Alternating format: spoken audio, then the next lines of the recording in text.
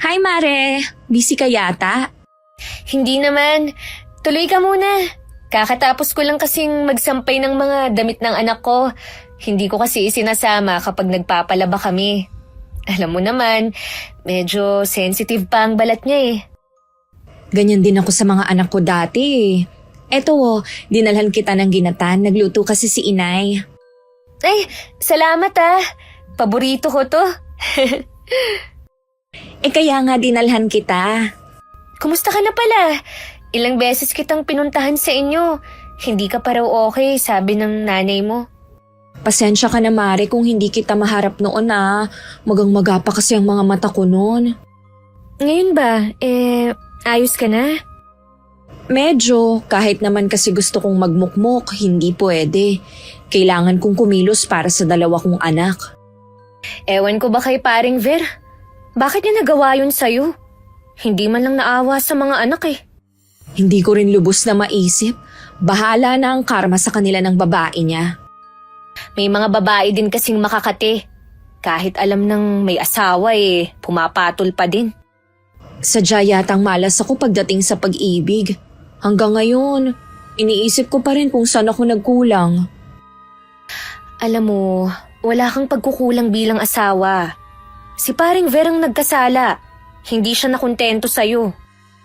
Ay, yun nga din ang sabi ni nanay. Kaya lang hindi ko lang kasi maiwasan na mag-isip din.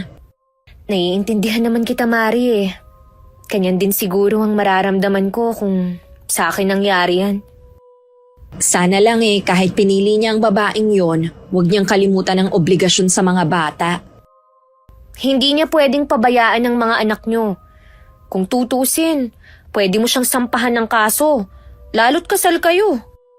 Yun nga ang gusto ni nanay. Kaya lang, hayaan na lang kako. Ayoko na rin kasing maabala at bigyan pa ng kahihiyan ng mga anak ko.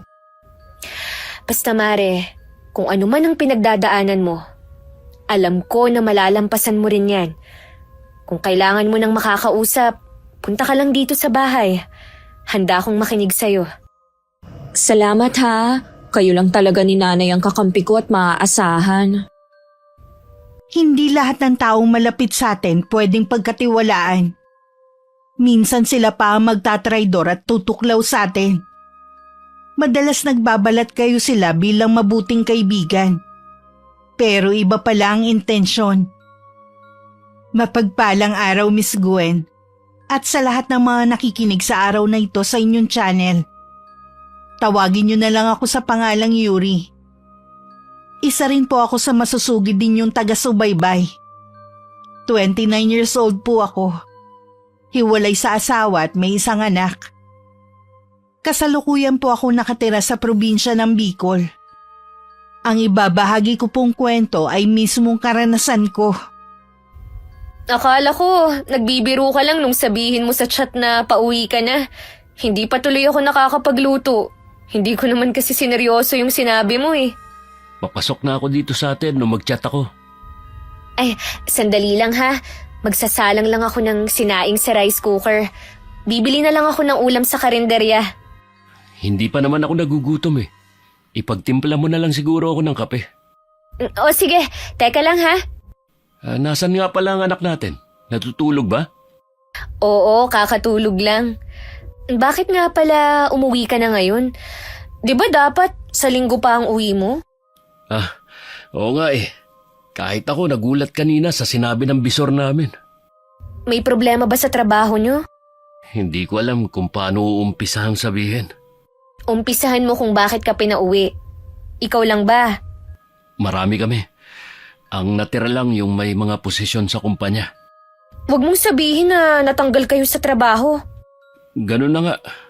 Nalulugi na daw kasi ang kumpanya at wala daw pagpipilian kundi ang magsara na lang kaysa gumastos pa. Ano ba yan? Bakit naman biglaan? Kaya nga eh. Di bale, nagsabi naman ako sa mga kasama ko na kung may trabaho silang mapapasukan, timbrehan naman nila ako. Sana nga makahanap ka agad ng bagong trabaho. Kahit ba iisa pa lang ang anak natin magastos na rin yan Ayoko namang tipirin sa gatas ang anak natin ngayong wala ka ng trabaho. Huwag kang mag-alala. hindi mangyayari na kakapusin tayo. At saka may makukuha naman kaming pera sa kumpanya eh. Abay, dapat lang nabayaran kayo, no? Bawal yung basta na lang kayo tatanggalin na wala man lang abiso. Nangako naman ang bisor namin na hindi kami pababayaan. Agad naman naghanap ng mapapasukan si Nico. Yun nga lang hanggang ngayon 2 linggo na ang nakakalipas, wala pa rin siyang nakukuha. Medyo mapili kasi siya pagdating sa papasukang trabaho. Naisip ko tuloy bigla paano kaya kung ako na lang muna ang maghanap ng mapapasukan. Marami kasi akong mga kaibigan na pwedeng mahingan ng tulong. Habang nagluluto ako ng hapunan, dumating si Nico na baka sampagod at pagkaaburido. Pabagsak pa siyang naupo sa sofa habang hinihilot ang sentido. Oh, kumusta ang paghahanap mo ng trabaho? Malas. Nagtanong-tanong na rin ako sa mga kakilala ko eh. Baka may alam sila na pwede mong pasukan. Sabi ni Grace, kailangan daw nila ng sauce chef sa restaurant na pinapasukan nila. Madali lang daw ang trabaho. Maghahanda ka lang ng mga sauce, tsaka gravy. Tsaka may 1 linggong training. Baka gusto mo yun. Ayos din naman ang sahod. Di ba sa gabi lang nagbubukas ang restaurant nila? Sa hapon, kailangan nandun ka na. Tapos, madaling araw naman ang uwi. Ayos lang naman yun kasi may motor ka eh. Sa madaling araw ang uwi ko? Hindi mo man lang iniisip na paano kung maaksidente ako dahil sa antok? Ikaw naman oh. Bakit ka naman magmamaneho ng inaantok? Tsaka syempre, matutulog ka bago pumasok sa trabaho. Ginawa mo naman akong kwago eh. Gising sa gabi at tulog naman sa araw. Hindi naman kita pinipilit eh. Kung ayaw mo, di sasabihin ko na lang kay Grace. Nagbabaka sakali lang kasi ako na magustuhan mo. Yun bang mga dati mong katrabaho? Hanggang ngayon ba bakante pa rin sila? May mga trabaho na sila. Inaalok nga nila ako pero hindi ko naman type. Nico, sa panahon ngayon, hindi ka pwedeng mamili ng trabaho. Konti na lang ang natitira sa ipon natin. Malay mo naman, sa susunod na araw makuha na namin yung perang ibabayad sa amin. Huwag kang masyadong umasa na malaki ang ibibigay sa'yo. Dahil 2 taon ka pa lang sa kanila. Malay mo naman, sumapat para makapagnegosyo tayo. Ano naman ang naiisip mo na negosyo kung sakali? Pwede nating gawing talyer ang harap ng bahay. Talyer? Ano naman ang alam mo sa pagkukumpuni ng sasakyan? Yun ngang motor mo eh. Hindi mo alam kung paano ayusin kapag may sira. Dinadala mo pa sa kaibigan mong may talyer. Gusto mo lang yatang gayahin ng kaibigan mong yun eh. Wala namang masama kung gusto ko siyang gayahin ah. At saka pera ko naman ang darating kaya ako masusunod kung anong gagawin ko. Porke ba pera mo yun? Wala na akong karapatan na magsalita sa dapat mong gawin? Ano mo ba ako? Asawa kita. Pero sana naman, wag mo akong pangunahan. Hindi naman kita pinangungunahan eh. Gusto ko lang magbigay ng opinyon. Bahala ka kung hindi mo susundin. Basta, yun ang plano ko. Kapag nakuha ko na yung pera ko. Ibig sabihin yan, hindi ka na maghahanap ng trabaho. Siyempre maghahanap muna. Paano kung 1 taon pa bago ibigay yung pera? Di 1 taon din tayong nganga? Huwag ka naman sana kasing mapili sa trabaho. Basta marangal pagtsagaan mo na. Gusto ko naman yung mai-enjoy ko. Hindi yung napipilitan lang ako. Aba, Nico, hindi ka na binata. May asawa't anak ka. Hindi pwede yung ganyang mindset. Hindi mo kasi ako naiintindihan eh. Ikaw ang hindi makaintindi. Akala ko pa naman, nagbago ka na. Sa halip na hindi init ang ulo ko, bigla tuloy ako na high blood sa mga pinagsasabi sa akin ng asawa ko. Minsan para pa rin siyang binata kung masta kahit nasa edad 30 na siya. May pagkakataon din na nagiging makasarili siya at hindi kami niisip ng anak niya. Tuwing may problema ako kay Nico, kay Maring Rona akong laging naglalabas ng sama ng loob. Maswerte ka pa rin kumpara sa akin na iniwan ng asawa. Oo nga. Kaya lang, minsan kasi nakakainis na rin eh. Tumatanda kasing paurong eh. 30 anyos pa lang naman kasi si paring Nico. Ganyang edad talaga astang binata pa. Tsaka alam mo, minsan, naiisip ko, parang hindi niya ako asawa. Ayaw niya kasi akong nanghihimasok sa mga desisyon niya. Katulad nga ng sinasabi niya tungkol sa pera na makukuha niya sa trabaho. Tama ba yun? Mahirap talaga kapag walang sariling pera. Kaya nga siguro iniwan ako ng asawa ko dahil tingin niya sa amin ng mga anak niya, pabigat lang sa kanya. Nagbibigay ba naman si pare sa mga anak niyo? Oo, handa naman daw siyang magsuporta sa mga bata. Kaya lang, paano naman ako? Siyempre, meron din akong mga kailangan. Hindi mo ba naiisip na magtrabaho? Nagsabi na nga ako kay nanay na gusto kong magtrabaho. Okay lang naman daw sa kanya na siyang maiwan sa mga anak ko. Hindi ko nga lang alam kung paano mag-uumpisa. Alam mo naman na mula nang mag-asawa ko, napirmi na ako sa bahay. Magtatanong ako sa mga kaibigan ko ng trabaho na pwede sa'yo. Kahit man lang dun makatulong ako. Ngayon pa lang nagpapasalamat na ako sa iyo, Mare. Wag muna, wala pa nga Ililibre kita sa unang sahod ko. Sigurado na matutuwa nito si nanay. Ay, nasan si Nanay Isabel tsaka yung mga anak mo? Kanina ko pa sila hindi nakikita Sinama ni inay sa kamag-anak naming may birthday. Bakit hindi ka sumama? Naku, umiiwas muna ako sa mga kamag-anak namin na wala nang ginawa kundi usisain ako sa paghihiwalay namin ni Ver. May mga kamag-anak talaga tayo minsan na hindi makaramdam. Gusto lang makasagap ng chismis. Sinabi mo pa. Nang makauwi ako sa bahay, agad kong kinuha ang cellphone ko na iniwan kong nakacharge kanina. Isa-isa kong chinat ang mga kaibigan ko at dating mga katrabaho. Desidido talaga akong matulungan ng kumari ko na makahanap ng trabaho. Naaawa din kasi ko minsan sa kwento ni Nanay Isabel. Na kahit nagpapadala ang manugang, kinakapos pa rin sila. Nung gabi, tumawag naman ang kapatid ko na nagtatrabaho sa isang hotel. Naisip ko na rin siyang tanungin at saktong nangangailangan sila ng housekeeping staff.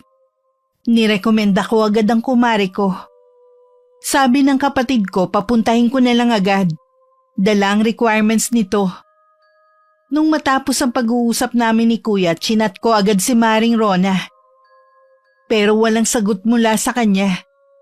Kaya kinabukasan, pinuntahan ko na lang siya sa kanila. Hayan ang service nyo, sumakay na kayo.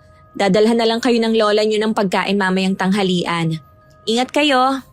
Hindi mo ba sila pinababaunan na lang? Ay, naubusan kasi kami ng bigas Tinapay nga lang ang inalmusal nila ngayon. Maghahagilap pa kami mamaya ng bigas. Hindi kasi nakautang ng pera si inay sa mga kamag-anak namin kahapon Sa bahay meron pang bigas. Naku, wag na. Buti kung hindi ko alam nakapos din kayo. Kesa naman na walang pagkain ng mga anak mo ngayong tanghalian. Umalis naman na si inay. Baka makahiram siya sa mga kakilala. Kapag wala pa ring makuha ang nanay mo, punta ka lang sa bahay ha? Oo, sige. Siya nga pala Mare. Kaya ako nandito dahil hindi ka sumagot kagabi. Nag-aalangan kasi ako kung tatanggapin ko Bakit naman? 'Di ba gusto mo ng trabaho? Oo nga, kaya lang, hindi ba nakakahiya na ganun ang trabaho ko? Walang nakakahiya sa ganung klaseng trabaho. Dahil marangal yun. Gusto ko kasi yung medyo desente naman na pwede kong ipagmalaki sa ibang tao. Wala rin kasing alam yung mga kaibigan ko Tsaka sa panahon ngayon, hindi ka dapat namimili. Pasensya ka na, Mare. Hindi ko talaga kaya ang ganung trabaho Dito nga sa bahay, nanay ko pang naglilinis ng bahay namin, lalo na sa banyo. At least doon, may sasahurin ka. Tsaka hotel kaya yun. Maghahanap na lang ako ng iba. Akala ko ba, kahit anong trabaho, ayos lang sa'yo. Oo nga, pero wag naman sanang ganon. Sayang naman kasi yung tinapos ko kung housekeeping lang ang babagsakan ko. Para ka palang asawa ko. Pasensya ka na, Mare, ha, kung sa tingin mo na abala kita. Gusto ko lang kasing makatulong sa'yo. Alam ko naman yun eh. Basta yung hindi ganong klaseng trabaho. Sabihan mo lang ako kapag meron na. O sige, paano? Uuwi na muna ako. Hindi ko maiwasang makaramdam ng pagkadismaya at bahagyarin na inis sa sinabi ng kumari ko. Naiiling na lang ako at naisip ko rin si Nico. Ngayon ko lang kasi napag-isip-isip na pareho sila ng ugali. Walang-wala na nga, namimili pa. Pagdating sa bahay, nadatnan ko si Nico na nagbibihis. May malaking ngiti rin sa labi niya. Hindi pa naman ako nagtatanong, sinabi na niya kung saan siya pupunta. Eto na ang swerte ko. Makakapagsimula na tayo. Itutuloy mo ba ang plano mo? Oo naman. Hindi na magbabago ang isip ko. Nakausap ko na nga si Kuya Benny. Siya ang kukunin kong tauhan sa talyer. Ano namang alam ng pinsan mo? Tambay lang naman yun. Kaya nga kukunin ko siya para hindi na maging tambay. O sige, good luck sa plano mo. Bakit parang hindi ka masaya? Masaya naman ako na makukuha mo na yung pera mo sa pinasukan mong kumpanya. Hindi ka lang masaya sa plano ko. Di ba nag-usap na tayo? Ayaw mo naman kasi akong pakinggan eh. Sa bagay, sabi mo nga, pera mo yan. Pera ko naman talaga eh. Huwag ka mag-alala. Bibigyan naman kita para makabili ka ng gusto mo. Sige na, baka mahuli ka pa sa lakad mo. Mag-iingat ka ha. Madulas pa naman ang daan ngayon dahil umulan kagabi. Salamat. Uuwi din ako agad. Malaki rin naman na nakuwang retrenchment pay ng asawa ko at mga kasama niya kahit nalugi ang kumpanyang pinasukan nila. Gaya ng plano nito, kapag nakuha ang pera, magtatayo siya ng talyer sa tapat ng bahay namin. Kitang-kita ang saya at excitement sa mukha ni Nico ng mga sandaling yun. Ako lang yata ang hindi masaya. Katuwang niya sa talyer ang pinsan niyang si Kuya Benny na matanda ng konti sa kanya. Pero binata pa rin hanggang ngayon. Matulin na lumipas ang mga araw. Habang abala si Nico sa talyer niya, ako naman sa pag-aalaga ng anak namin na 2 taon pa lang. Babad din ako sa mga platform na pwede kong makuhanan ng mga ekstrang trabaho. Oh, bakit nandito ka na? Nakakatamad tumambay sa talyer. Wala namang gagawin eh. Wala bang customer? Wala naman laging customer. Kung meron man, puro taga rito lang din. Mahigit 1 buwan na rin ang talyer ah. Hanggang ngayon, hindi mo pa rin nababawi yung nagastos mo. Ganito lang talaga dahil nag-uumpisa pa lang naman ako. Sana nga, sa mga susunod na araw dumami na ang customer. Sana nga, dahil paubos na ang pera natin. Kung nakinig ka sana sa akin, dapat, Wag mo na ako sisihin pa, pwede? hayaan mo na akong magsalita. Kasi huling beses na rin akong magsasalita tungkol sa talyer mo. O sige, sabihin mo nga kung ano mali sa naging desisyon ko sa pagpapatayo ng talyer. Una, wala ka naman talagang alam pagdating sa sasakyan.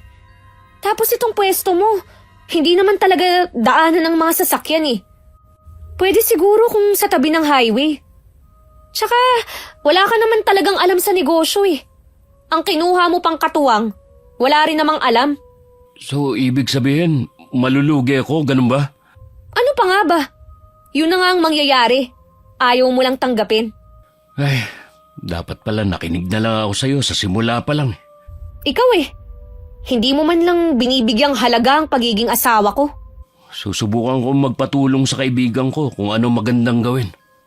Mas gusto ko na magtrabaho ka na lang, kesa ituloy mo yung talyer mo. Maghintay pa tayo. Malay mo naman, may magawa pa akong paraan para maisalba.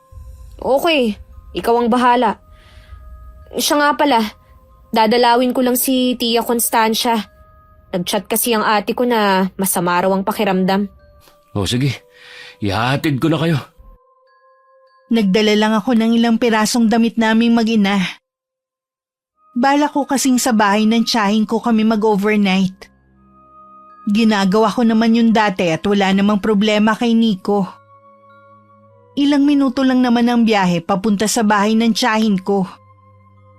Pagkahatid nga sa amin, hindi na bumaba ang asawa ko at umalis na rin agad. Bago tumuloy sa bahay ni Tia Constancia, tinanaw ko muna ang paglayo ni Nico. Hanggang sa mawala siya sa paningin ko. Pagharap ko sa bahay, sakto namang nakadungaw ang tiyahin ko sa may bintana. Agad din naman siyang umalis doon. Ano bang dahilan bakit naisip mo kung dalawin ngayon? Bakit po kayo nakatayo? Dapat po nagpapahinga kayo. Siguro si Mildred na nagsabi sa'yo na dalawin ako, no? Nabanggit niya po kasi na masama ang pakiramdam niyo. May sipon lang ako. Ang ate mo talaga OA mag-alala. Alam niyo naman po si ate malapit sa inyo. Kung wala nga daw siyang trabaho, sasamahan niya kayo Ayos na ang pakiramdam ko. Huwag mo lang ilapit sa akin ang apo ko at makamahawa. Ilagay mo muna siya sa kuna dyan. Hindi ko naman yun nililigpit Sige po. Kumusta na nga pala kayo? Hanggang ngayon hindi pa rin marunong humarap sa akin ang asawa mo. Ayos lang naman po kami. Ay, siya nga pala. Pasensya na po kayo kung hindi na bumaba ng motor si Nico Nagmamadali po kasi siya dahil walang tao sa talyer. Nabalitaan ko nga na nagtayo daw ng talyer ang asawa mo. May alam ba siya sa mga sasakyan, ha? May katuwang naman po siya. Yung pinsan niyang si Kuya Benny. Ano bang pumasok sa kukote ng asawa mo? Bakit talyer pa dito sa lugar natin? Ilan lang naman ang may sasakyan dito At hindi naman sikat ang talyer niya para dayuhin. Pinagtalunan na po namin yan Hindi pa man siya nakakapagtayo.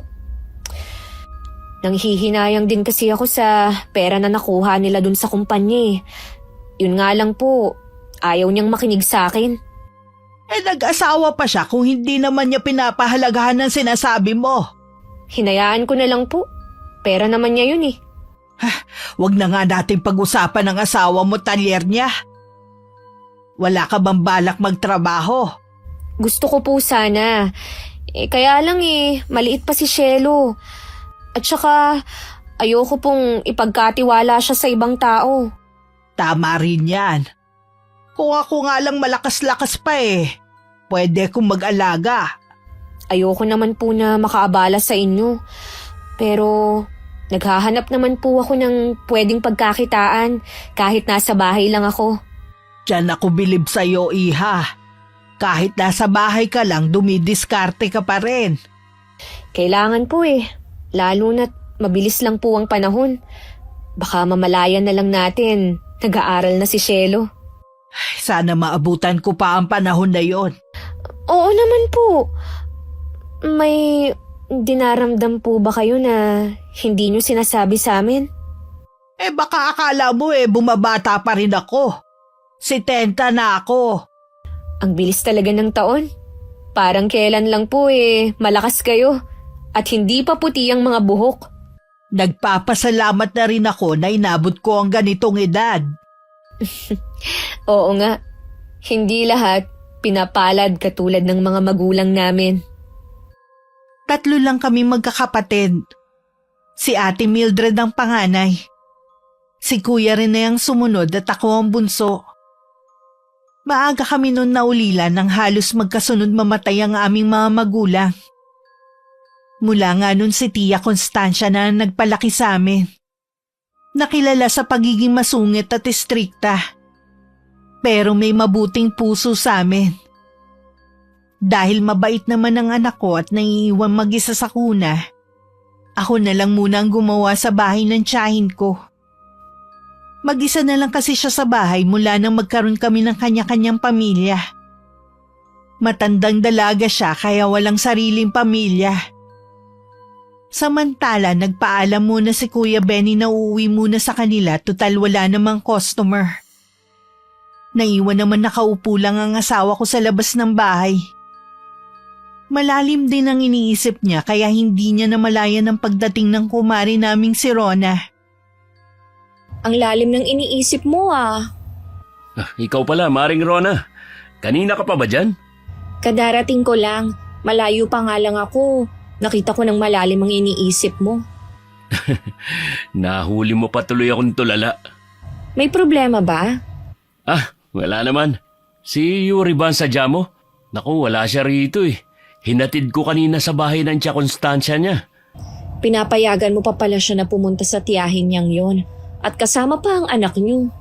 Oo naman, wala naman ako nakikita masama. Tsaka yun ang nag-alaga at nagpaaral sa kanya noon.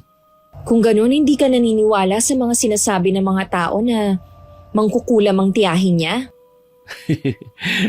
Bakit ba naniniwala ka sa mga taong walang magawa? Eh ako nga mismong asawa ng pamangkin niya, hindi naniniwala eh. Sa bagay nga, hindi naman napatunayan ng bintang sa kanya. Sa panahon ngayon, wala nang mangkukulam. Eh ano nga pala sana sadya mo kay Yuri? Itatanong ko sana sa kanya kung may trabaho na siyang nahanap para sa akin. Akala ko meron na siyang inalok sa iyong trabaho. Ah, yun bang housekeeping? Naku, hindi ko type ang ganung trabaho eh. Yun lang ba inalok sa'yo? Oo eh. Kasi nung isang araw, yung mga anak ni Aling Lita, inalok niya ng trabaho. Ayun, ilang araw nang pumapasok. Wala siyang nababanggit eh. Ang tagal na rin kasi naming hindi nagkikita.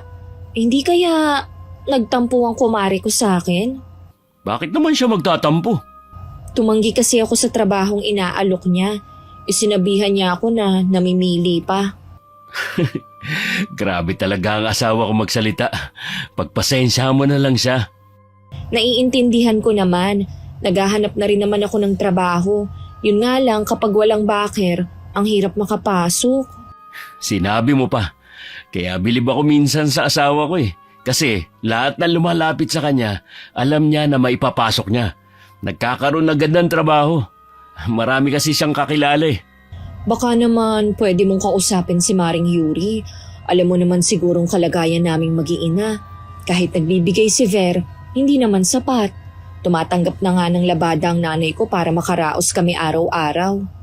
Huwag ka mag-alala. Pag uwi ni Yuri, kakausapin ko siya.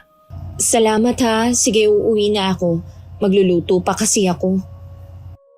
Tumagal pa kami ng 2 araw sa bahay ni Tia Constancia. Namiss ko kasi siya kaya parang ayoko pang umuwi. Dumating naman ang ate ko at nakapag-usap kami sandali. Sasamahan na muna niya ang tiyahin namin. Nagpasundo na ako bandang hapon kay Nico. Gaya ng dati, hindi na siya bumaba ng motor niya. Pagdating sa bahay, agad na binanggit ni Nico ang pagpunta ng kumare namin. Ano raw ang kailangan sa akin? Tinatanong kung may trabaho daw na pwede sa kanya. Wala pa eh. Yung mga trabaho naman na alam ko eh, yung mga ayaw niya. Akala niya nagtatampo ka. Eh kasi naman, may trabaho na pwede sa kanya. Nag-iinarte pa. Pwede naman siyang umalis kung talagang ayaw niya eh. Wala na nga silang makain eh. Mahirap naman kasi yung ipipilit mo yung gusto mo kung ayaw naman ng tao. Hindi ko naman siya pinilit eh. Wala na nga lang siyang aasahan sa akin. Dahil lahat ng alam ko, siguradong aayawan niya. Eh di kausapin mo na lang siya. Umaasa kasi ang kumari natin. Oo, kapag may oras ako. May ginagawa pa kasi ako eh. Ano ba pinagkakaabalahan mo? Napapansin ko lagi kang nagkukulong sa kwarto at nagsasalita mag-isa. Gumagawa kasi ako ng mga content para dun sa mga produkto na prinopromote ko. Tapos, nilalagyan ko ng voice over. Eh, malay mo, may mga bumili. Eh di kikita pa ako. Ay sana nga kumita ka para hindi lang akong gumagastos dito sa bahay. Sabihin mo nga, nagrereklamo ka na ba sa pagbuhay sa amin ng anak mo, ha? Hindi naman sa ganun. May trabaho naman kasi ako dati eh. Pinatigil mo ko dahil sabi mo, kaya mo kaming buhayin. O eh bakit ngayon nagrereklamo ka? Hindi ako nagrereklamo ah. Alam mo kasi, ubos na yung pera natin. Sino ba kasi ang may sabi sa'yo na ilagay mo lahat ng pera mo sa talyer, ha? Wala ka naman kasing alam sa pinasok mong negosyo eh. Tapos pinagpipilitan mo pa. Ayan tuloy. Bakit mula noon eh, hindi mo man lang ako masuportahan sa mga gusto kong gawin? Paano kita susuportahan? Kung sa umpisa pa lang eh, alam ko nang palpak na. Kaya palpak kasi negatibo na agad yung iniisip mo. Parang ako pang sinisisi mo sa nangyayari dyan sa talyer mo ah. Ilang beses na kitang sinabihan, pero hindi ka nakinig. Makalabas na nga lang. Yan! Diyan ka rin magaling. Ang umiwas kapag nasusukol na. Ayaw mo kasing umamin sa kapalpakan mo. Tuloy-tuloy na lumabas ng bahay si Nico. Wala na rin ako sa mood na ituloy ang bala kong gawin. Kaya tinabihan ko na lang muna ang anak ko sa higaan hanggang makatulog siya. Samantala, mag-isa naman nakaupo ang asawa ko sa ilalim ng puno ng sampalok, sa bakanting lote na may kalayuan sa amin. Pero tanaw naman sa bahay ng kumari naming si Rona. Nang makita nga siya ng babae, hindi na siya nag-atubiling lapitan ng asawa ko. Bakit pa tuwing nakikita kita, lagi na lang malalim ang iniisip mo? Oh, ikaw pala, Mare. Pwede mo akong sabihan ng problema mo, pare. Wala akong problema. Nagpapahangin lang ako rito. Huwag ka nang magkaila pa. Kitang-kita sa mukha mo eh. Ay, nagtalo kasi kami ni Yuri. Normal lang naman sa mag-asawang nagtatalo. Alam ko, kaya lang kasi napuno na rin ako kanina. Lahat na lang kasi ng gawin ko at plano ko sa buhay. Lagi niyang kinokontra. Hindi man lang niya ako masuportahan sa gusto kong gawin. Siguro tungkol sa talyer ang pinag-awayan nyo, no? Umpisa pa lang kasi, tutol na siya sa plano ko. Kung ako ang asawa mo, magiging proud pa ako sa'yo. Bihira na kasi sa lalaki na ganyan mag-isip. Talaga ba? Kahit pumalpak ang talyer? Unang subok mo pa lang naman yan eh. Hindi lang naman ikaw ang nabigo sa ganyang negosyo. At least, sinubukan mo. Kesa naman naubos lang sa barkada at luho ang pera mo. Mabuti ka pa. Naiintindihan ako. Hindi ka tulad ni Yuri. Imbis na palakasin niya ang loob ko, puro pa sermon ang inaabot ko. Huwag mo na lang sanang iparating kay Maring Yuri ha. Pero napansin ko kasi sa kanya, ang liit ng tingin sa atin. Dahil nakatapos lang siya. Masyado siyang bossy. Gusto niya lagi siyang nasusunod. Di ba nakatapos ka rin naman? Nakatungtong lang naman ako ng 2 taon sa kolehiyo. Pero huminto na nga dahil maaga akong nabuntis. Ha? Ganun ba? Ay, ganun din pala ang tingin mo kay Yuri. Ganun din kasi ako eh. Kung alam ko lang na ganun ang ugali niya, hindi ko na lang sana siya kinuhang ninang ng panganay ko. Ako na ang humihingi ng dispensa. At kung minsan ganun ang asal ng asawa ko sa'yo. Ayos lang, marunong naman kasi ako makisama eh. Ang sarap mo palang kausap. Gumaan ang pakiramdam ko. Basta kapag kailangan mo ng kausap, i-PM mo lang ako o kaya pumunta ka sa bahay. Lagi naman akong mag-isa eh. Yung 2 bata kasi, maghapon na sa eskwelahan. Si nanay naman gabi na umuwi galing sa pangangamuhan. Hindi ka pa ba nakakahanap ng trabaho? Naku, ang hirap nga eh. Ang inaasahan ko na nga lang yung trabaho na ibibigay ng asawa mo. Kaya lang, malabo na yata. Magtatanong ako sa mga kakilala ko kung may alam silang trabaho na pwede mong pasukan. Tatanawin kong utang na loob sa'yo kapag nagkatrabaho ako. Kahit hindi na hindi ka naman iba sa akin eh. Habang abala ko sa paggawa ng content at pag-promote ng mga produkto na nabibili ko rin online, abala rin pala ang asawa ko sa pakikipagkita kay Maring Rona. Wala akong kamalay-malay na may nabubuo na palang magandang pagtitinginan ng dalawa. Nabalitaan ko rin mismo sa asawa ko na nagtatrabaho na rin sa karinderya malapit sa amin ng kumare namin. Hindi ko tuloy maiwasang mapataas ang kilay. Dahil alam ko namang maliit lang ang sahod nito. Bakit naman siya nagtiyaga sa ganong trabaho? Maliit lang ang sahod. Wala naman kasi siya mahanap kaya pinagtiyaga na lang niya ang trabaho sa karinderya. Inaasahan ng tao ang tulong mo eh. Pero wala ka man lang ginagawa. Aba, inalok ko na siya dati. Ayaw naman niya. Namimili pa kasi siya eh. Ayan tuloy ang napuntahan niya. Hindi nga niya gusto ang trabaho doon. Kaya pumasok na lang siya sa karinderya. Ganun ba? Napilitan na nga lang yung tao. Sana naman kasi tinulungan mo ang kumare natin. Aba, ako na naman ang sinisisi mo. Ako na lang lagi. Wag na nga natin pag-usapan si Maring Rona. Galit ka na naman eh. Paano hindi ako magagalit? Sinisisi mo ako kung bakit nasa karinderya ang kumare natin. Ang sa akin lang naman, sana tinulungan mo na makahanap ng trabaho. Tinulungan mo nga ang kapitbahay natin eh. Tinulungan ko na nga dati pa. Hindi ka ba makaintindi, ha? Palibhasa kasi. Pareho kayong mapili sa trabaho. Kaya pareho yung utak nyo. Alam mo, minsan ayoko na lang makipag-usap sa'yo. Lagi kang galit eh. Kahit sino magagalit kapag ikaw ang kausap. Oh, saan ka na naman pupunta? Maghanap ng kausap na hindi magagalit sa akin. Akala ko pupunta lang siya sa pinsan niyang si Kuya Benny. Doon lang naman siya tumatambay kapag wala siyang ginagawa. Yun pala, sa karinderya siya tumuloy para magpalamig ng ulo. May ilang linggo na nga palang sarado ang talyer. Hindi man lang nabawi ang ginastos niya. Parang hinipan lang ang hangin na labis kong pinanghihinayangan. Samantalang siya baliwala lang. Hindi na rin siya naghahanap ng trabaho. Mabuti na lang tinutulungan ako ni Ate Mildred. Habang hindi pa ganun kalakas ang pagiging affiliate ko. O pare, anong ginagawa mo dito? Kakain ka ba? Oo. Ano ba ang merienda nyo? Meron ditong sotanghon, pansit at sopas. Pansit na lang. Pampahaba ng buhay. O sige, pahintay na lang ha. Soft drinks, gusto mo? Oo ba, samahan mo na rin. Anong oras ka nga pala uwi? Maaga akong makakauwi ngayon.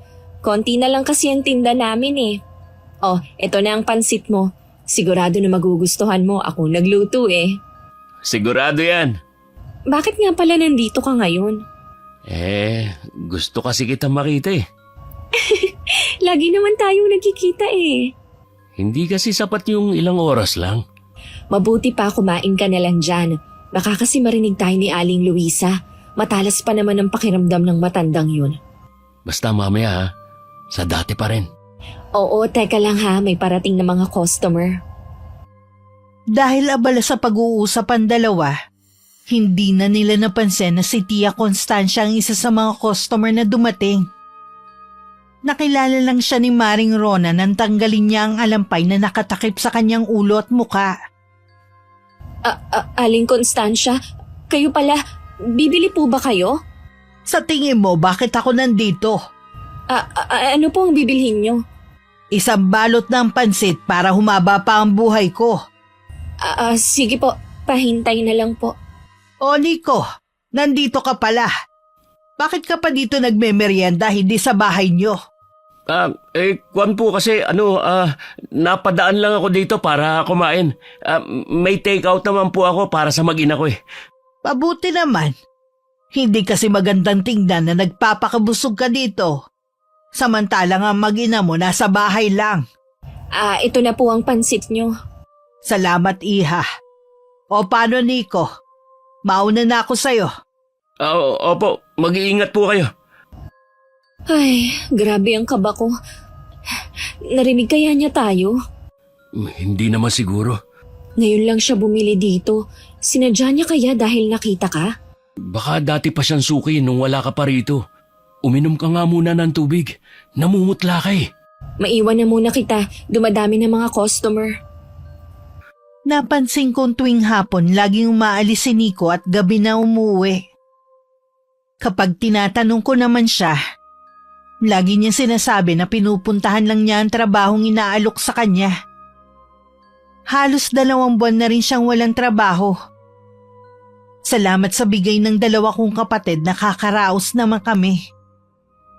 Malapit na rin maubos ang pasensya ko nang biglang ibalita sa akin ng asawa ko na may trabaho na siya. Ang nararamdaman ko na palitan ng saya. Pero nang malaman ko kung saan siya magtatrabaho, hindi ko naman maiwasang magtaka. Ano? Sa litsunan ka magtatrabaho? Sa litsunan ni Mang Igme. Mabuti nga, malapit lang. Sigurado ka ba, ha? Bakit parang may nagbago sa'yo? Ha? Ano ibig mo sabihin? Ang dami kasing nag-aalok sa'yo ng mas magandang trabaho. Lahat tinanggihan mo.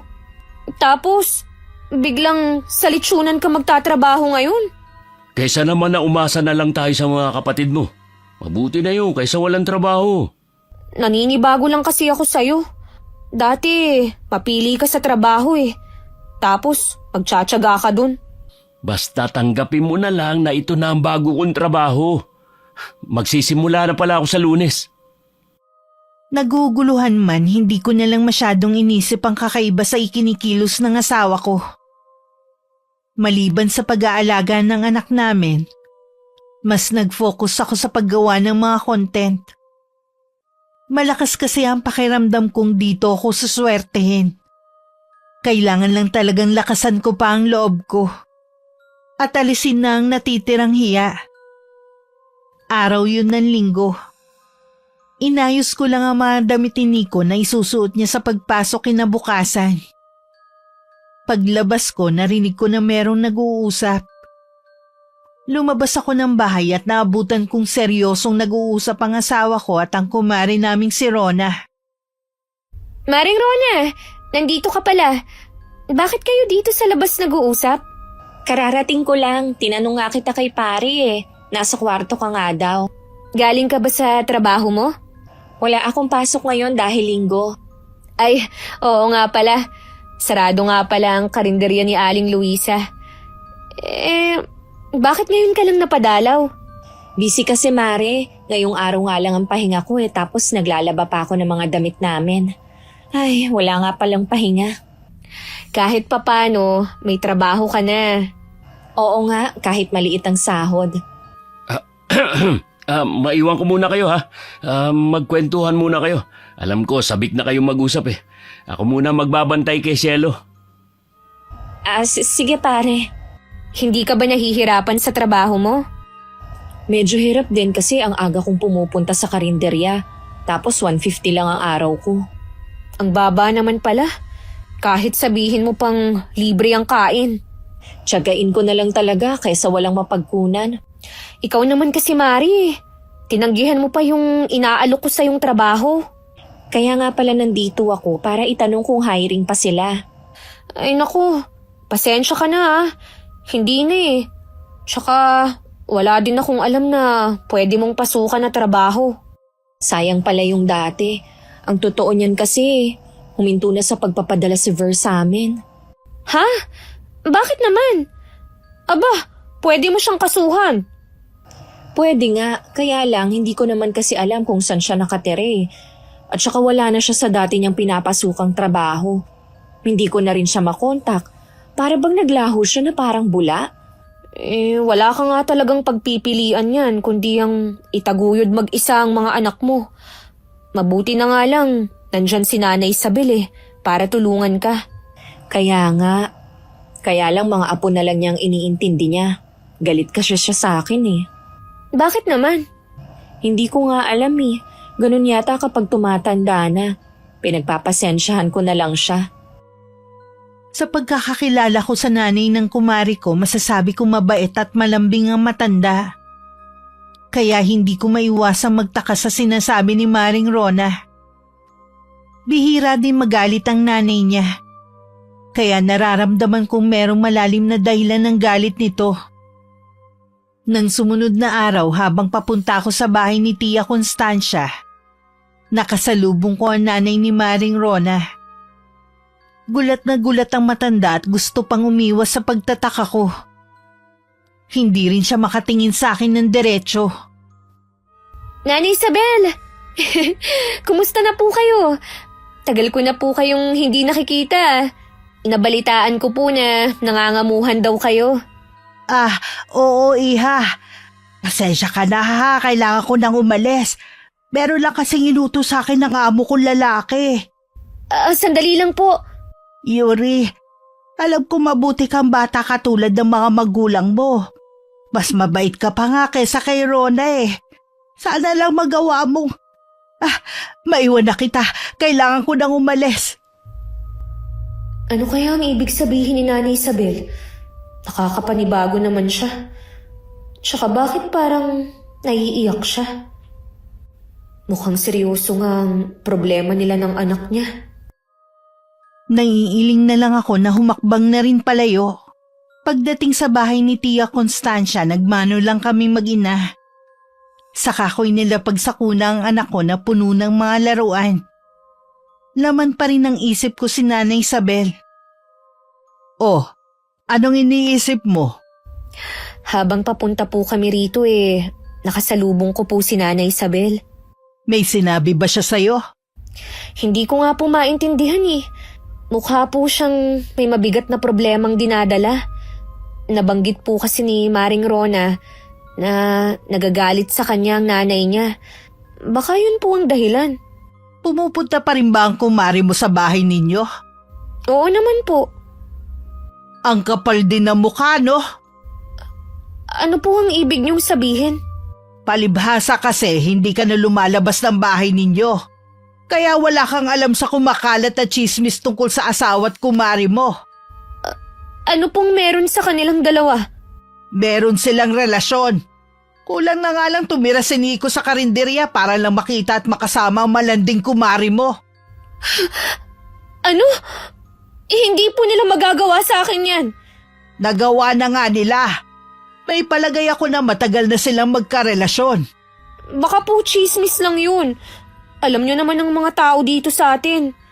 Mismong si Isabel ang nakahuli sa kanila sa bahay nila na gumagawa na kahalayan. Huwag ka nga magpakatanga dyan. Kailangan ko silang makausap. Iiwan ko po muna sa inyo ang anak ko. Saan ka naman pupunta? Saan pa po? Di sa karinderya ng ahas kong kumari. Huminga muna ako ng malalim bago naglakad papunta sa karinderya ni Aling Luisa. Parang sasabog ang dibdib ko sa galit. Kailangan mailabas ko ang nararamdaman ko ng mga sandaling yun. Baka magkasakit ako kapag kinimkim ko lang. Malapit na ako sa karinderya. May 3 lalaking kumakain. Ilang hakbang na lang ako nang makita ko ng kumari ko. Matamis pa siyang ngumiti sa akin. Mare, buti na padaan ka. Kakain ka ba o take out? Ikaw ang gusto kong makausap. Ganun ba, Mare? Siguro may nahanap ka ng trabaho na pwede sa akin, no? Sa totoo lang, Mare, gusto ko nang umalis dito. Tingnan mong kamay ko ang pangit. Bakit mo ko binuhusan ng malamig na tubig? Dapat nga, mainit na tubig ang ibinuhos ko sa mukha mo para malapnos. Ano bang problema mo, ha? Kung napunta ka lang dito para manggulo, mabuti pa umuwi ka na sa inyo. Magkulong ka na lang sa bahay nyo. Walang yakang malandi ka. Dapat sa'yo, kinakalbo. At saka inilulublob ang mukha sa kumukulong mantika. Akala mo siguro, habang buhay niyo akong maluloko ni Nico? Hindi ko alam ang sinasabi mo. Kung may problema kayo ni Nico, kayo mag-usap at huwag nyo na akong idamay pa. Sa sobrang kaba mo, Nico na lang talaga ang tawag mo sa asawa ko. Nawala nang pare. O baka naman kapag kaharap lang ako, tsaka kayo nagtatawagan ng mare at pare. Pwede ba, Mare? Huwag ka ditong mag-eskandalo. Nakakahiya sa mga kumakain. Abay, dapat lang na mahiya ka. Haliparot kang babae ka eh. Sa sobra bang pagkamis mo sa asawa mo? Kaya nagpakamot ka na lang sa asawa ko, ha? Huy, pwede ka namang magpakamot sa binata. Bakit sa asawa ko ba? Ano, tinangin na ba ng hangin ang hiya mo, ha? Mare, nakikiusap ako sa'yo. Sa inyo na lang tayo mag-usap. Dumadami na mga nakikiosyoso, oh. Pagkatapos ng ginawa mo, umaasa ka pa bang tatanggapin pa kita sa buhay ko, ha? Dito tayo mag-usap nang malaman ng buong barangay kung gaano ka kakate. Sarili mong kumare, inahas mo. Ang kapal ng mukha mo. Kung hindi ka pa titigil, ipapabarangay na kita. Ikaw pa talagang nanakot, ha? Sige, gawin mo. Nang lalong mapahiya ka. Kaya ka siguro hindi natatanggap sa trabaho. Kasi dito ka bagay magtrabaho. Para ka kasing karinderya na bukas sa lahat ng gustong kumain. Tama na sabi eh. Hoy, Rona! Huwag mo akong daanin sa paiyak-iyak mo, ha? Napakamalandi mo! Kulang pa ang mapahiya ka! Hindi pa ako tapos sa'yo! Hanggat nandito sa puso ko ang galit, hindi kita titigilan! Si Aling Luisa na kararating lang galing palengke ang umawat sa akin. Sinabihan din niya si Rona na umuwi na muna at baka malasin lang ang negosyo niya. Umuwi muna ako sa amin at saka tinawagan si Nico. Pero hindi ito sumasagot. Nag-chat na lang ako na kapag hindi siya umuwi, pupuntahan ko siya at doon ako sa trabaho niya mag-e-eskandalo. Alam ko naman kasi na kaya ayaw niyang sagutin ang tawag ko dahil naunahan na ako ni Rona sa pagsusumbong sa kanya. Makalipas ang 1 oras, dumating na rin si Nico. Sinalubong ko naman siya ng mag-asawang sampal at pinagsusuntok ko sa dibdib. Ano ka ba? Tumigil ka nga. Para kang baliw. Walang iya ka, Nico! Ako ba ang baliw sa paningin mo? Sino ba namang matino ang susunod sa karinderya at magwawala doon? Sige nga. Tama nga ako. Kaya ka natagalan na makauwi. Dahil pinakinggan mo muna ang sumbong sa'yo ng malanding babae na yon. Alam mo may trabaho ako. Hindi agad ako makakaalis. Sinungaling! Bahala ka kung ayaw mo maniwala sa akin. Mukhang nalaso na yung isip mo ng taong nagsabi sa'yo ng kasinungalingan tungkol sa amin ni Maring Rona. Kahit pa ulit-ulit kayong tumanggi, lalabas din ang lihim niyo. Kaya kung ako sa'yo, umamin ka na. Wala akong aaminin dahil hindi naman totoong chismis na kumakalat. Kaya nga chismis eh. Ikaw, humanda ka dahil irereklamo ka ng kumari mo. Mabuti! Kahit saan kami magharap, hindi ko siya uurungan. Lalo ko siyang kakalagkarin sa kahihiyan. Hindi ka na naawa sa tao? Iniwan na nga ng asawa at naghihikahus na nga. Iniskandalo mo pa ang buhay? Alam mo ba na pwede siyang mawalan ng trabaho? Wala akong pakialam. Kasi hodang gumapang man siya sa putek. Paano mga anak niya? Hindi ka man lang ba naaawa, ha? Sana kasi, bago siya lumandi, iniisip niya rin ang kapakanan ng mga anak niya. Hindi yung puro kakatihan lang ang iniisip niya. Tama na nga pag-uusap natin to. Sarado naman ang isip mo sa paliwanag eh. Ayoko na ng mga paliwanag mo. Ang gusto ko, umamin ka. Huwag ka nang magpalusot. Wala akong aaminin dahil wala akong ginagawang masama. Sige lang, magsinungaling ka. Para kahit nandito ka pa sa lupa, sinusunog na ang kaluluwa mo. Malamig na titig lang ang ibinigay sa akin ni Nico bago siya lumabas ng bahay. Napakuyom na lang ang 2 kong kamao. Alam ko na magkikita sila ni Rona. Parang nakikinita ko na magiging tagpo nila. Aaluin ng asawa ko ang babae habang magkayakap. Mga hayop! Mga taksil! Magbabayad din kayo!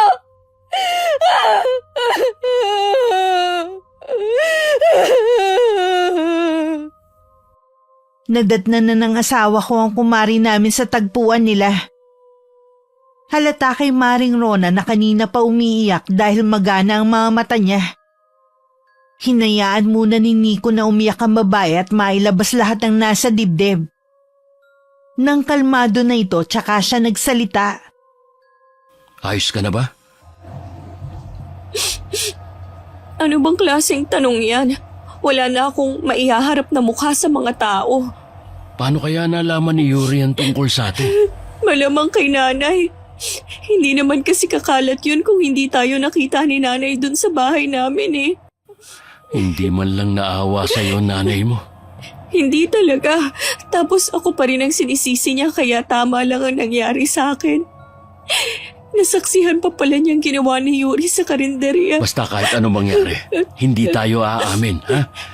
Kahit pa mismong nanay mo ang tumistigo laban sa atin. Oo, basta mangako ka sa akin na hindi mo ko iiwan ha. Pangako, hindi kita iiwan. Magpapalamig lang tayo. Hayaan muna natin na makalimot ang mga tao dito sa lugar natin. Ano yan? Wala na akong trabaho. Paano ng mga anak ko? Pansamantala, habang wala ka pang nahahanap na trabaho, tutulungan muna kita. Salamat ha. Huwag kang mag-alala. Maghahanap agad ako ng trabaho. Huwag ka nang umiyak. Magkasama natin tong haharapin.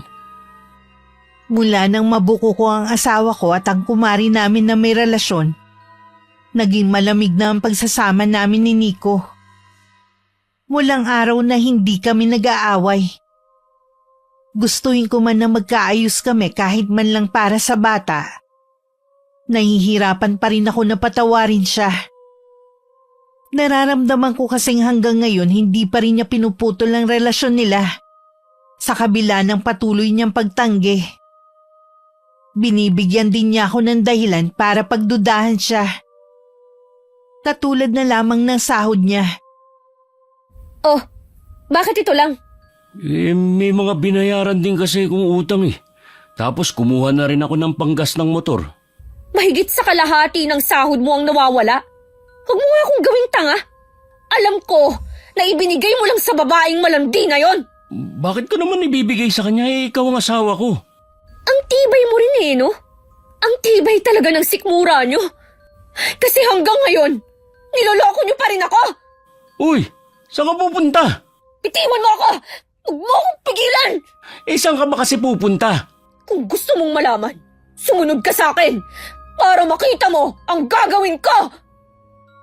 Walang nagawa si Nico kundi ang sumunod sa akin.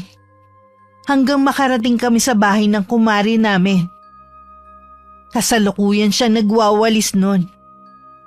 Nang makita ko na parating akmang papasok sa loob ng bahay, binilisan ko naman ang paglalakad ko. Subukan mong pumasok sa loob ng bahay nyo.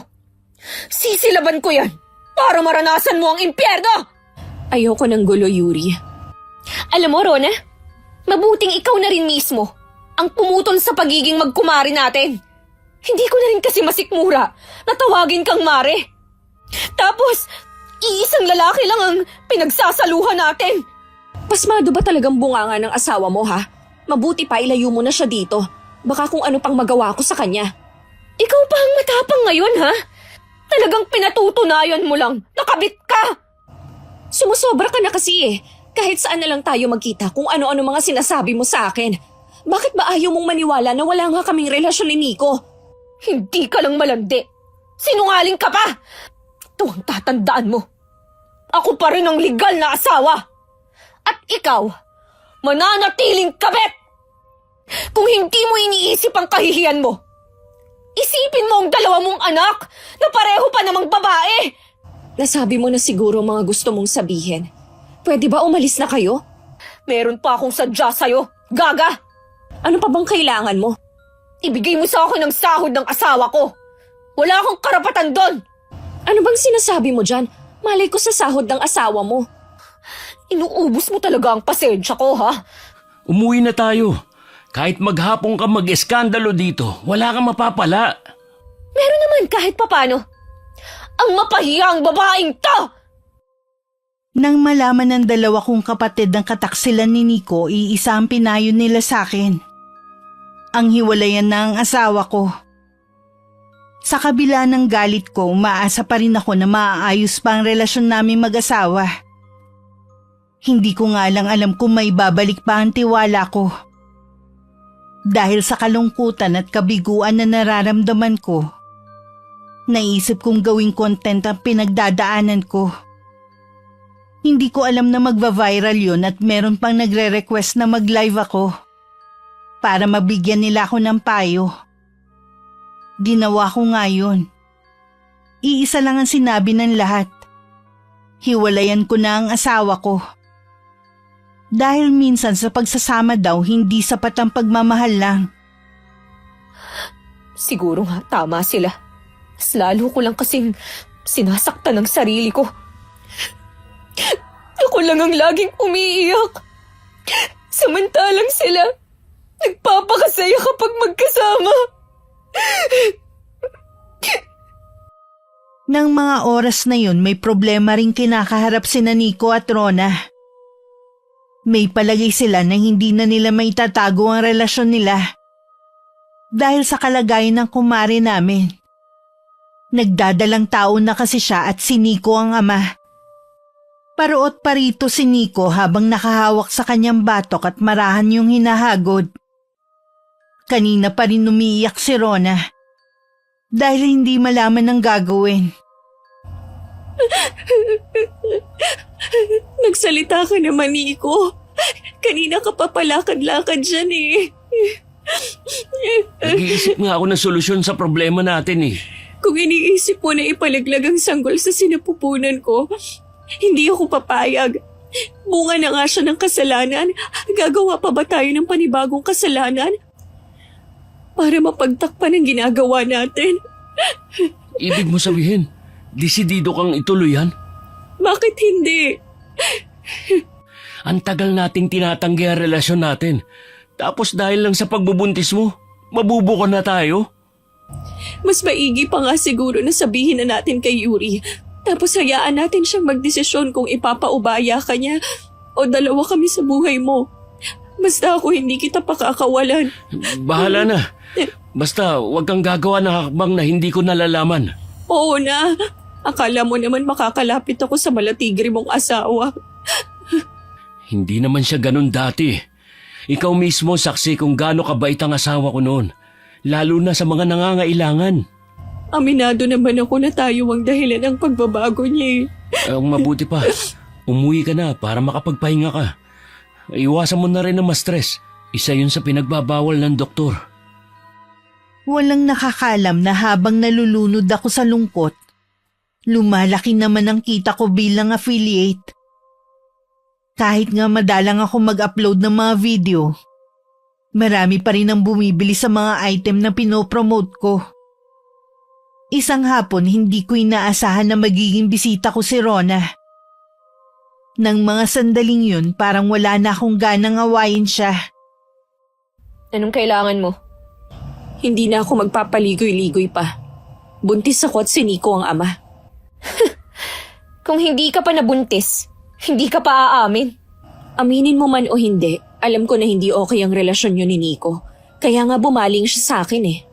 Ang sabihin mo, inakit mo ang asawa ko dahil namimiss mong may kumamot sa'yo. Kahit ano pang sabihin mo, hindi mo na mababago ang sitwasyon. Pwede ba, Rona? Diretsahin mo na nga ako. Alam ko na meron ka pang gustong sabihin. Pakawalan mo na si Nico. Ipaubaya mo na siya sa akin. Sa tingin mo kaya, pagkatapos kong malaman na nabuntis ka niya, mananatili pa ako sa tabi niya? Iyong-iyo na siya. Sa tingin ko nga, mas bagay kayo eh. Marami kasi kayong pagkakatulad. Ibig bang sabihin ibibigay mo na siya sa akin? Oo, magsama kayo habang buhay. Huwag na ninyo kaming lalapitan ng anak ko. Tinatanggalan ko na rin siya ng karapatan. Mismong araw na yun ako umalis sa bahay namin. Bumalik ako sa tiyahin ko na buong puso naman akong tinanggap. Akala ko naubos na ang luha ko. Pero umiyak pa rin ako sa dibdib ni Tia Constancia. Sa likod ng isip ko, yun na ang huling beses na iiyak ako. Dahil sa kataksilan at panloloko ng 2 taong mahalaga sa akin. Hindi na rin kami nakapag-usap pa ni Nico. Nabalitaan na lang namin na dinala na niya sa bahay si Rona. At dun na nakatira. Si Nanay Isabel naman at 2 apo umuwi na lang sa probinsya. Siyahin daw ang magpapaaral sa 2 bata.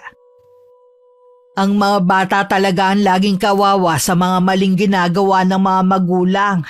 Baka ho sa pag-uwi ni Nanay Isabel, tsaka nung 2 bata sa probinsya, mapabuti sila doon. Kaysa magtiis kasama ng nanay nila. Sa bagay, nabanggit din dati ni Isabel na balak ampunin ng mga bata ng tiyahin ni Rona na may kaya sa buhay. Yun naman po pala eh. Ayoko rin silang madamay sa karma ng nanay nila. Hangad ko pa rin ang makakabuti sa kanila. Eh ikaw ba? Ayos lang ba sa'yo na nakikita pa rin sila? Wala naman po akong magagawa sa bagay na yun eh. Dahil nasa iisang lugar lang kami nakatira. Bilib din ako sa tapang mo, Iha. Alam ko kahit wala ang asawa mo, magagawa mong buhayin si Cielo. Oo naman po.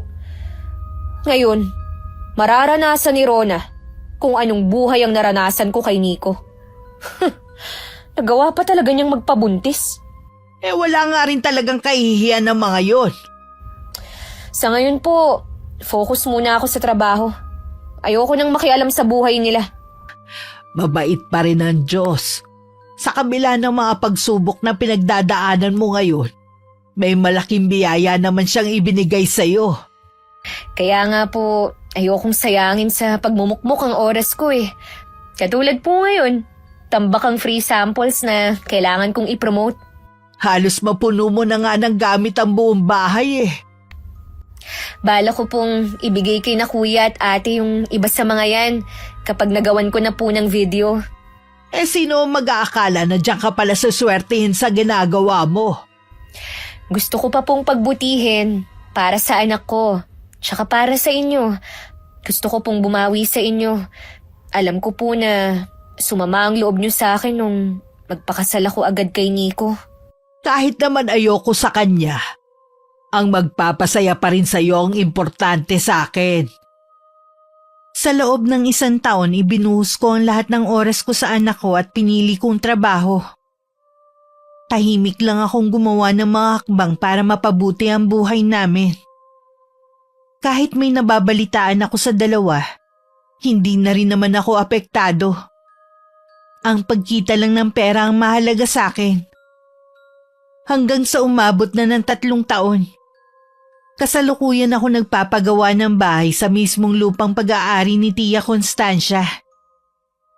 Nakarating naman sa 2 ang nangyayari sa buhay namin. At kahit sila namamangha sa mabilis na pag-asenso ko, yun nga lang hindi na sila makalapit sa akin. Kahit si Nico sa anak namin. Si Benny ba yung kausap mo? Oo, siya nga. Ano daw ang sadya niya?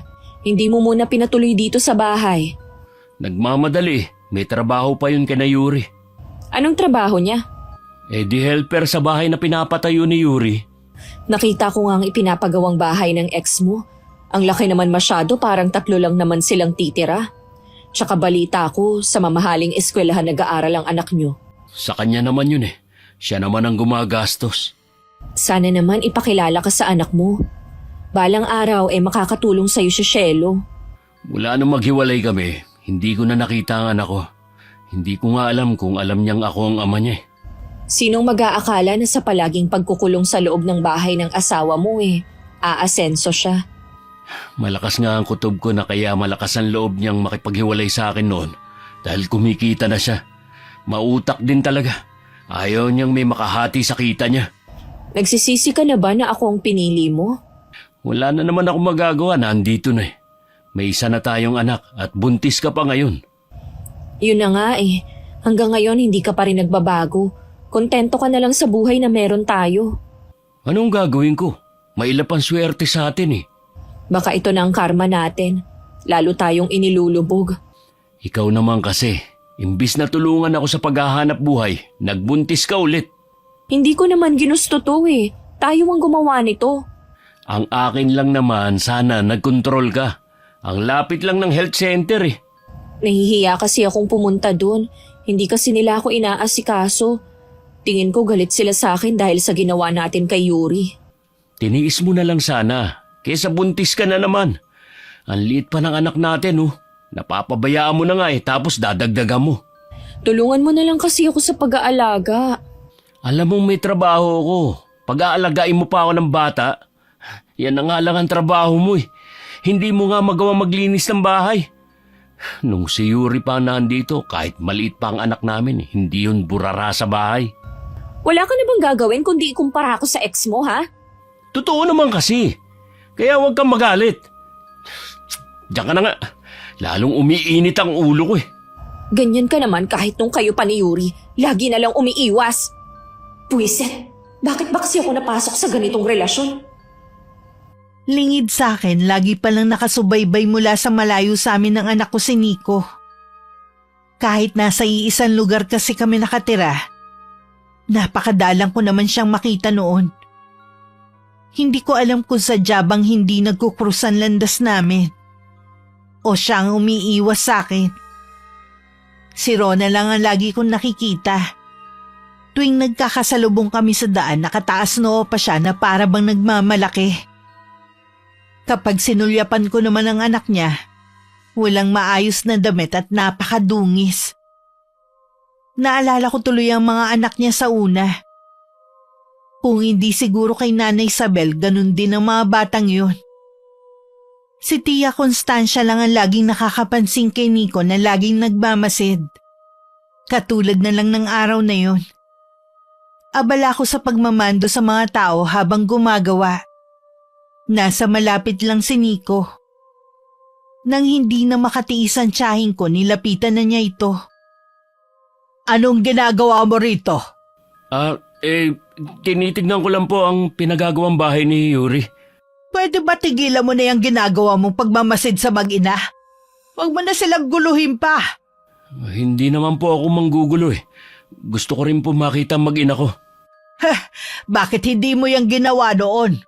Bakit ngayon lang kung kailan maayos na ang buhay nila? Nagsisisi na po ako sa ginawa kong pag-iwan sa kanila. Tingin mo dahil sa sinasabi mong yan maantig ang puso ni Yuri? Nagkakamali ka. Hindi na siya babalik sa'yo. Hindi ka na nila kailangan. Huwag niyo naman po sanang palalain ang away namin. Mag-asawa pa rin po kami ni Yuri. Aba, baka nakakalimutan mo. May bago ka na kinakasama ngayon. Alam ko naman po yun.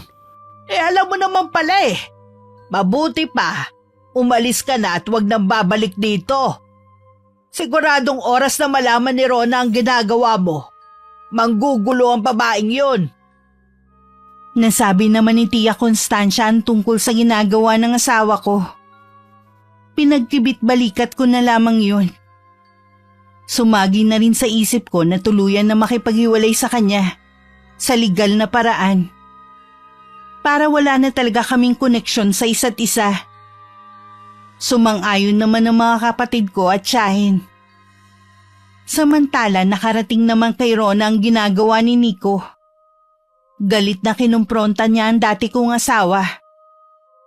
Akala mo yata hindi ko malalaman Ano pa bang kailangan mo sa mag-inang yon? Gusto ko lang makita ang anak ko. Sinong niloloko mo ha? Noon pa hindi ka na interesado na makita ang anak mo. Ang dahilan mo pa noon baka hingan ka ng suporta. Bakit ngayon gusto mo nang makita ang anak mo? Kahit anong mangyari, anak ko pa rin si Cielo. Ang sabihin mo gusto mong maambunan ka rin ng grasya. Pwes, hindi mangyayari yun dahil nagagalit sa'yo si Yuri. Kung ano man na meron siya, may karapatan ako doon. Kapag nakinabang ako, maaambunan ka rin. Sa maikling panahon, kilala na kita.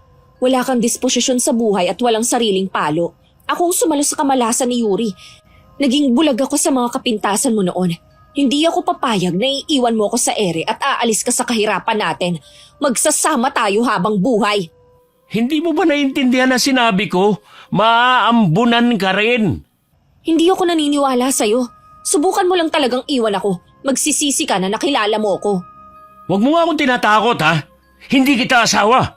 Mabuti pa, sumunod ka na sa nanay at mga anak mo sa probinsya. Mula nang ikaw ang pinili ko, pinutol ko ng ugnayan ko sa kanila. Tapos pasusunurin mo ako sa kanila? Nagiging pabigat ka na eh. Imbis na matulungan mo ko, hindi. Dahil buntis ka na naman ngayon. Ano bang klaseng utak meron ka? Lagi pa naman kitang ipinagtatanggol kay Yuri noon, pero tama pala lahat ng mga sinabi niya sa'yo. Hindi ko alam kung sadyang palpak ka lang lagi sa mga desisyon mo o sadyang malas ka. Tumigil ka na nga. Naririndi na ako sa kakabunganga mo eh. Etong tandaan mo, hindi ka na makakawala sa akin, kaya tigilan mo na yung mga plano mo. At isa pa, hindi ka rin naman babalikan ni Yuri dahil wala naman siyang mapapala sa'yo. Baka imbis na lalo pa siyang umangat, hilahin mo pa pababa. Sa kabila ng pagbabanta ni Rona, hindi pa rin tumigil si Nico. Umaasa siya na kapag nakausap ako, lalambot ang puso ko at makikipagbalikan ako sa kanya. Nung una hindi ko nalang pinapansin. Dahil abala ako sa bahay na ipinapagawa ko hanggang matapos to. Minsan narinig kong umiiyak si Cielo. Kaya itinigil ko muna ang pag-voice over ko. Lumabas ako at nakita ko nga si Nico. Natatakot ang anak ko sa kanya. At pilit nagtatago sa likod ni Tia Constancia. Ano ba? Tinatakot mo ang bata eh. Hindi ka nga niya kilala. Kaya nga po nagpapakilala ako eh. Bakit ngayon lang kasi pagkatapos ng 3 taon? Nahihiya kasi ako dahil malaki naging kasalanan ko. Sinong niloloko mo? Hindi ka nga nagpapakita dahil natatakot kang hingan na suporta ni Yuri. Yun ang totoo. Pwede po ba? Huwag kayong makialam sa amin ng pamilya ko. Ang kapal na mukha mo. Hindi mo na pamilya mag-ina. Si Rona at ang anak niyo ang pamilya mo ngayon. Mabuti pa umalis ka na. Alagaan mo ang asawa mong buntis. Iiwan ko na po sila. Gusto ko na pong mabuo ang pamilya ko. Gusto mo nang mabuo ang pamilya natin? Yuri, kanina ka pa ba dyan, iha? Opo, narinig ko ang lahat ng sinabi ng lalaking to. Seryoso ako sa sinabi ko, Yuri. Mahal ko kayong mag-ina. Patawarin mo na ako sa mga nagawa kong kasalanan sa inyo. Magsimula muli tayo. Akala mo ganun kadali? Matagal ka ng burado sa buhay naming mag-ina. Hindi na kita kailangan. Alam ko naman kung anong habol mo eh. Asawa mo pa rin ako. Kung anong meron ka, may karapatan din ako. Grabe ka, Nico. Saan ka ba kumukuha ng lakas ng loob para sabihin yan, ha? Gusto ko lang naman magkaayos tayo eh. Kung hindi mo ako titigilan, sasampahan na lang kita ng kaso sa pangangaliwa mo. Huwag mong kakalimutan. Malakas ang ebidensya ko. Tsaka kaya ko rin magbayad ng abogado. Eh ikaw, kaya mo ba? Nakikiusap ako sa iyo, Yuri. Huwag mo akong dramahan. Dahil hindi mo na ako mapapaniwala dyan. Hindi naman talaga ang pangangaliwa ko ang dahilan kung bakit mo ako iniwan. Aminin mo man o hindi, kumikita ka nun, kaya ka nagmamalaki. Ayaw mo akong makinabang sa kita mo, madamot ka! Wala rin akong pakialam kung ano man ang gusto mong isipin sa akin. Hindi kita titigilan. Hindi ako papayag na masaya ka habang ako naghihirap. Babalikan ko kayo. Ano bang klaseng lalaki ang pinakasalan mo, iha? Lahat na yata ng pangit na katangian sinalunan niya. Kung nahihirapan man sila ngayon, karma na yun sa kanila. Sa palagay ko, hindi ka niya titigilan. Bakit hindi muna kaya kayo lumayo ni Shelo? Doon muna kayo sa ate mo. Okay lang po ba kayong mag-isa rito? Dadalaw na lang ako sa inyo. Sana naman makapag-isip na rin si Nico. Mas kailangan siya ni Rona ngayon. Hindi ko maiwasang isipin na biktima rin si Rona ng asawa mo. Hindi niya siguro akalain na dadanasin din niya ang naranasan mo. Mas malala sa kanya dahil wala rin siyang sariling diskarte. Pinili niya po kung ano ang buhay na meron siya ngayon. Hindi ko na po problema yun. Sa totoo lang, nawalan na ako ng simpatsya sa kanya. Lalo na't siya pa itong nagmamalaki sa akin. Sabi ni Tia Constancia ilang beses pa raw bumalik si Nico sa bahay. Lasing pa raw kung minsan. Nagtawag na raw siya ng tanod para mapaalis ito. Hindi naman nagugustuhan ni Rona ang ginagawa ni Nico. Tuloy ang nararamdaman niyang pagmamahal rito unti-unting napapalitan ng poot. At inggit naman sa akin. Humanda kayo sa aking dalawa. Hindi ako makakapayag na gawin niyo sa akin to.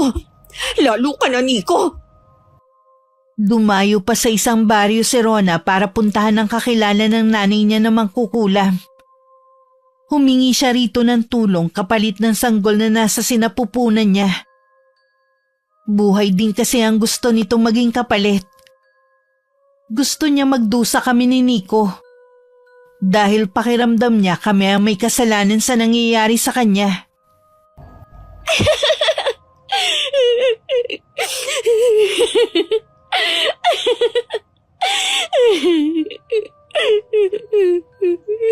Makakaganti na rin ako sa inyong dalawa.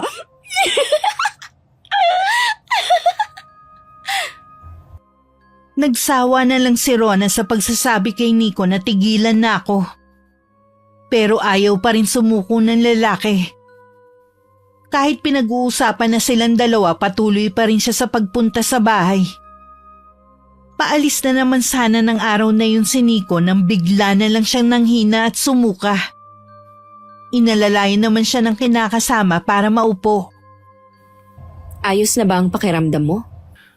Hindi pa. Ang sakit na yung tiyan ko.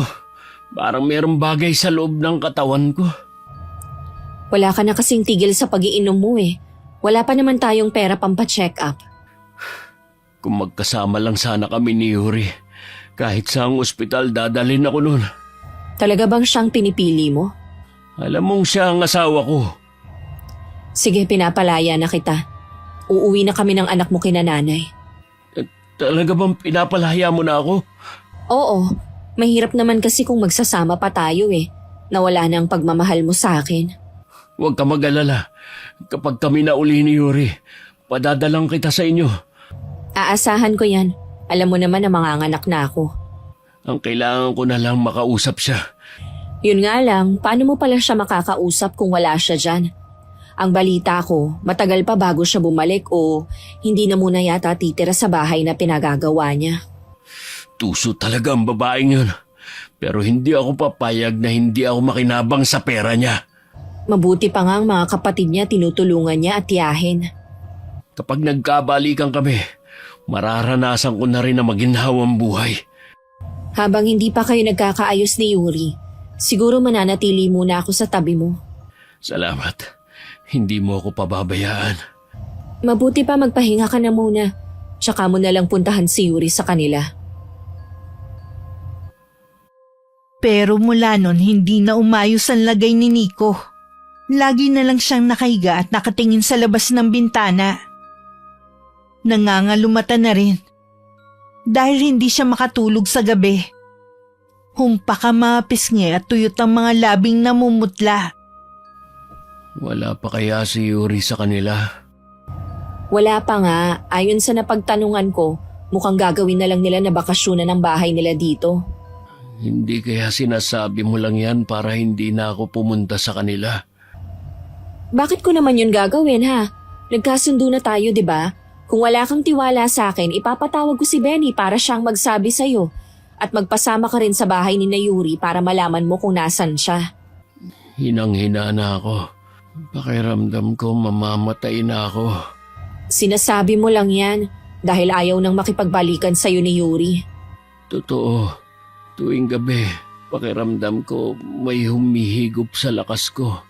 Pakiramdam ko laging may nagmamasid sa akin. Akala mo lang yun. Wala pa naman tayong pera para pampacheck up sa doktor. Gumawa ka naman sana ng paraan. Sa pagkain nga ng anak natin, nahihirapan na ako maghagilap Sana bumalik na si Yuri. Siya na lang ang pag-asa ko. Sabi ng pinsan mong si Benny, kalimutan mo na si Yuri. Baka dahil daw sa kanya kaya ka nagkakasakit. Huwag na lang kamo siyang makialam kung yun lang ang sasabihin niya. Nagmamalasakit lang naman sa iyo ang pinsan mo. Iwan mo muna ako. Gusto ko lang matulog sandali. O sige, dito lang ako sa labas ha.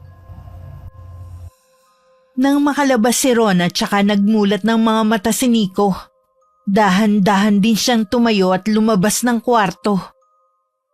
Kahit nangihina, pinilit niyang makalabas ng bahay. Sa likod siya dumaan dahil nasa harapan ng kinakasama at kasalukuyan nagsasampay. Malayo-layo na siya sa bahay nang makasalubong niya ang pinsan na naggulat sa itsura niya. Nagpasama pa siya sa bahay namin, pero ang tiyahing ko lang ang nadatnan nila. Nagulat din si Tia Constancia sa itsura ni Nico. Naramdaman agad niya na may mali rito. Hindi na rin siya nagdalawang isip na papasukin ng dalawa. Unang tingin ko pa lang sa'yo alam kong may kumukulam na sa'yo. May pag-asa pa po ba akong gumaling? Lahat gagawin ko para mapagaling ka. Marunong po kayong manggamot? Oo, pero matagal na akong tumigil. Alam mo bang meron din nagtangkang kumulam kay Yuri? Mabuti na lang naagapan ko nung dalawin ko sila. Sino po kaya ang may gawa nito sa amin? Iisa lang ang may matinding galit at inggit kay Yuri. Hindi kaya si... Huwag ka muna magsalita. Gagamutin na kita.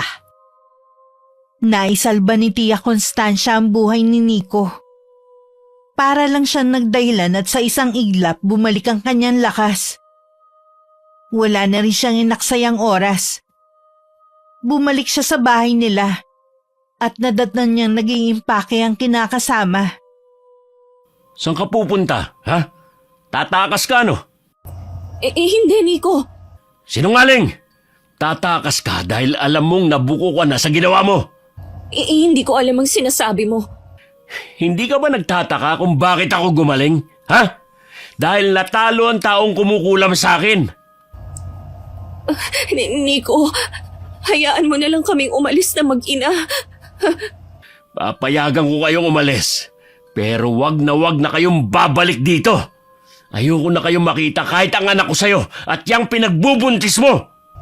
Isa lang ang anak natin. Wala nang buhay ang nasa sinapupunan ko. Karma na yan sa ginawa mo. Anak natin ang nagbayad. Patawarin niyo ako ni Yuri. Nabulag ako ng matinding galit at selos sa kanya. Umalis ka na lang habang kaya ko pang pigilan ang sarili ko. Umalis ng araw na yun si Rona kasama ang anak nila ni Nico. Makalipas ang 1 buwan, bumalik na rin ako sa bahay. Patuloy pa rin sa pangungulit sa akin si Nico. Pero hindi ako nagpatinag. Buo na ang desisyon ko na hindi na siya muling tanggapin sa buhay namin ng anak ko. Hanggang isang araw nagdesisyon na siya na tanggapin ang trabaho sa malayo para makalimot. Ang pagpapatawad hindi kailangang tanggapin muli sa buhay natin ng taong nanakit sa atin.